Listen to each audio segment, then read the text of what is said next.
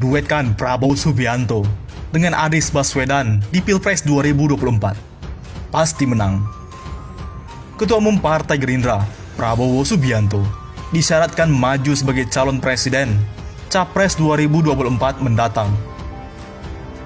Selama kekuatan, selama hayat masih dikandung badan, selama itu diminta oleh kader, selama partai memanggilnya, beliau insya Allah akan siap menghadapi, akan siap memikul beban tugas partai tersebut. Kata Sekretaris Jenderal DPP Partai Gerindra, Ahmad Muzani, Rabu 10 Juni pekan lalu. Gerindra yakin dukungan ke Prabowo masih kuat jika maju Pilpres 2024. Anggota Badan Komunikasi DPP Partai Gerindra, Andre Dosiade, yakin bahwa Prabowo Subianto masih mendapatkan dukungan kuat jika maju sebagai calon presiden pada Pilpres 2024. Andre, yang juga Ketua DPD Gerindra Sumatera Barat mencontohkan, sebagian besar warga Sumbar menginginkan Ketua Umum Gerindra itu maju lagi pada Pilpres 2024. Kami meyakini elektabilitas Prabowo masih kuat. Misal, saya sebagai Ketua DPD Gerindra Sumbar, aspirasi masyarakat Sumbar memang masih menginginkan Pak Prabowo maju. Dukungannya kuat, kata Andre saat dihubungi Jumat 12 Juni 2020, seperti dilansir Kompas. Andre yakin Prabowo akan betul-betul mempertimbangkan aspirasi para kader dan dukungan rakyat dan mengambil keputusan terbaik. Beliau akan mengambil keputusan objektif dan rasional melihat dinamika masyarakat. Bagi kami, kalau ada dukungan masyarakat untuk Pak Prabowo, ya mesti maju, tuturnya. Prabowo Anies.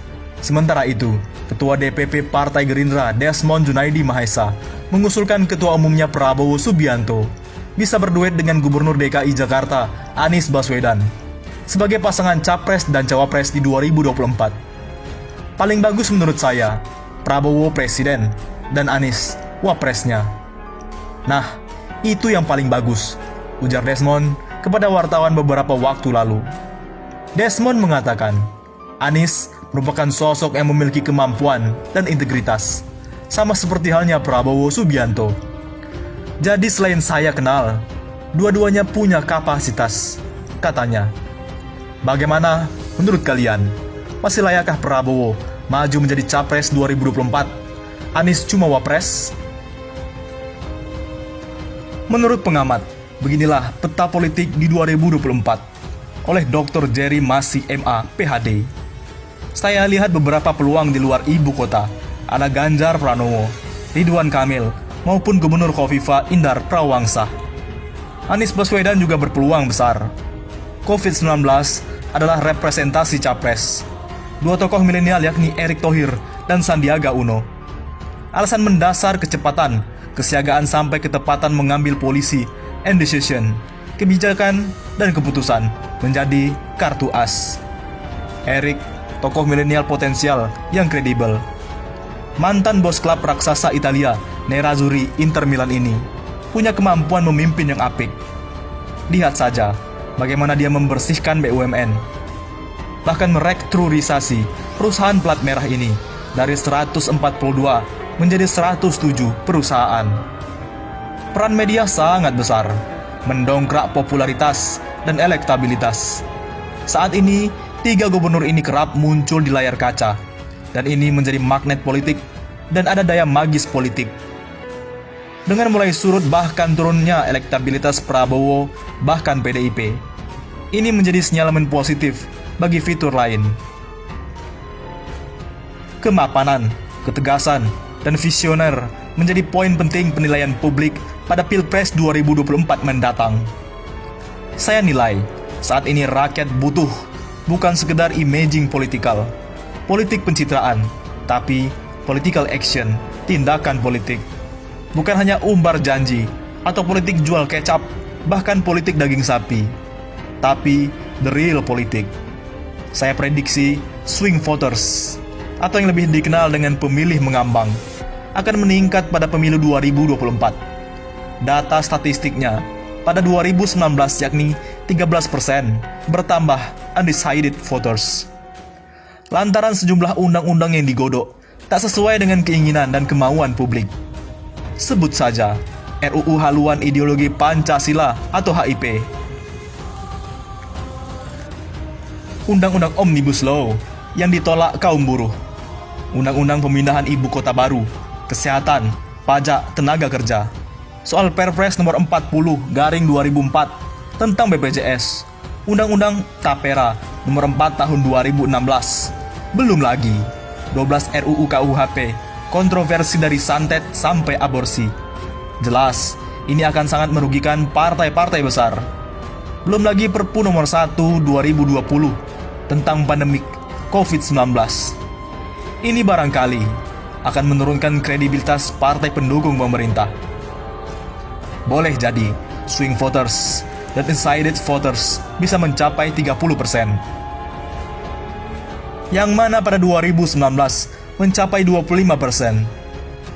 Politik etis akan menjadi barometer kemenangan calon presiden Pilpres 2024, bukan politik praktis.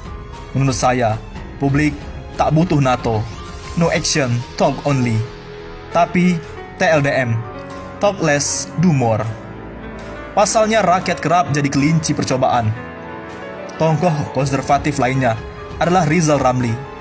Mantan Menko Equine di era mendiang Presiden Gus Dur ini berpeluang lantaran selain dekat dengan rakyat kecil, suka membantu terhadap kaum marginal, serta cinta pada peduli rakyat.